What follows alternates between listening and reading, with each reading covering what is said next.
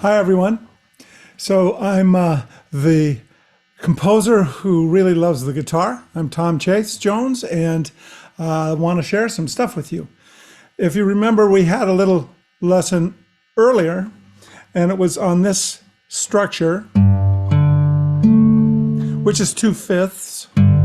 And as you know, I only think in intervals, so that is 2/7 to me, because from here to here and here to here is 2/7. So how does that relate, that interval? Well, the previous lesson I showed you this little sort of structures where you could play these major thirds on consecutive strings, and you get this nice little possibility of runs.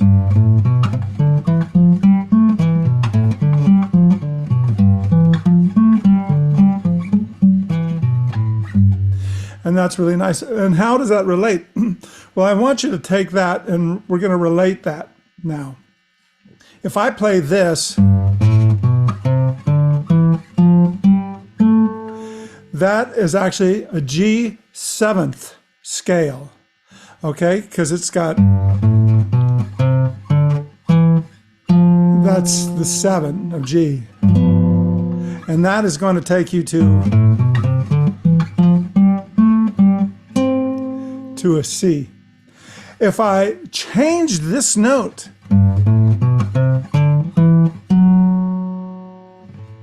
and now my little structure is going to be like this.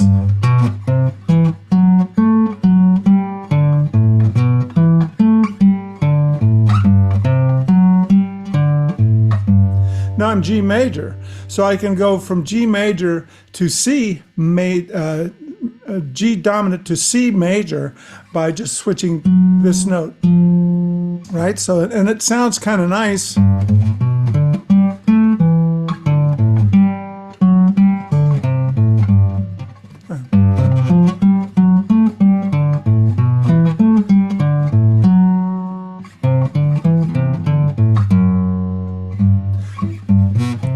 But I want you to get this major third interval under your hands. And you can tap it, pull it off.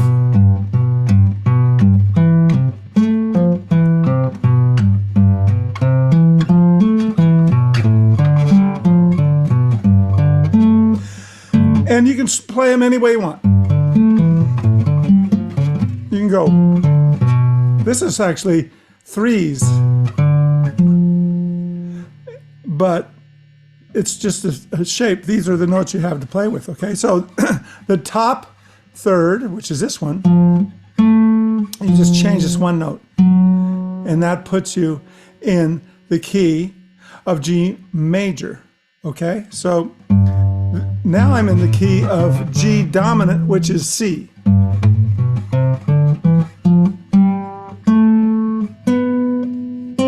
There you have it, see? Because if I move this whole structure up to the next set of strings, instead of this, I'm playing this. That puts me in C major. If I just did the major thirds, I'm C dominant. Okay, I'm C dominant. So now I'm C major. So I want you to get this interval. Now there's another reason why that interval is great, because if we're going to learn arpeggios, which everybody does, let's learn them in a way that we can apply them theoretically. So here's a G arpeggio.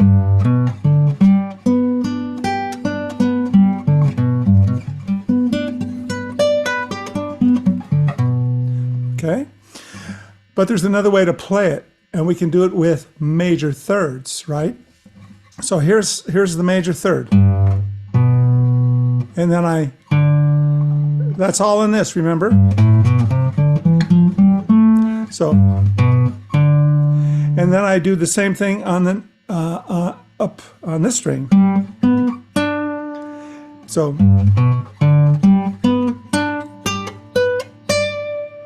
Now I have, if I learned that incorporates these guys.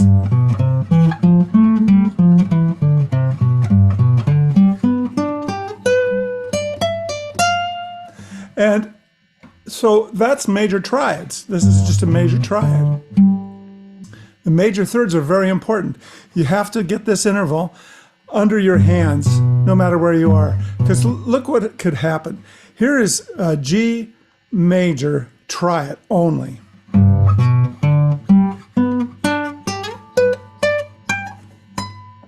That's only a G major triad. Here is a G major seventh with the major third intervals under your hands. Watch.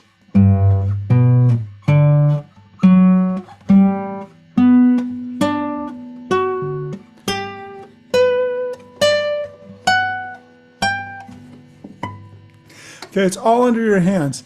So in that case, you would do this. Then start over again. And then start over again. If you combine these little patterns, all right, with these, now you have a lot of places to go, and you can cover the fretboard with just those two little tricks. But this is the exercise.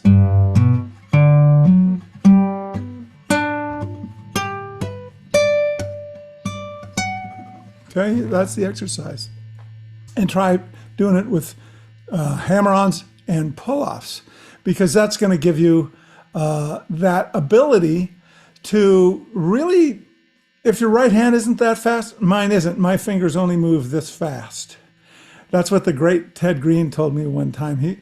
If anybody hasn't heard of him, you should go look him up, because was an amazing guy and a very good friend. And we shared a lot of information, and he shared guitar information with me, and I shared theoretical information. And so he got me kind of launched on this application of compositional theory to the guitar. And so that's what we're doing. So major thirds, okay? So you have this little exercise.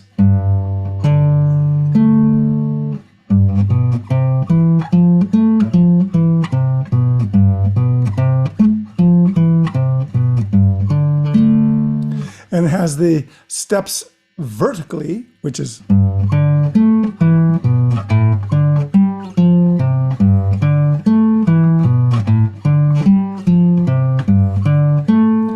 and then you can switch these guys from this to this. So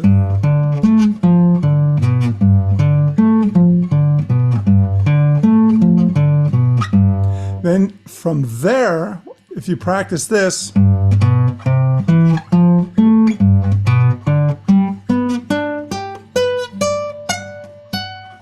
sorry.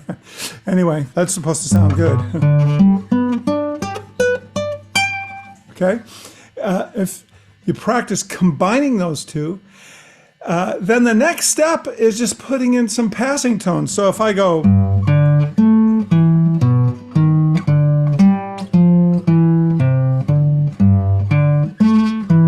which we'll go into in another lesson. But first, let's just get these major thirds under your hands. And remember, if I'm doing this, I'm starting on G, and I'm just doing thirds. That's a G dominant scale. And if it's a G dominant scale, it's a C major scale, because G dominant is in the key of C. I'm not trying to think in diatonic terms, but that's what it is. If you see a G seventh chord, right, you can play this. Okay? So it's just moving one little guy if you want to change the tonal center. So it's G seventh, G major.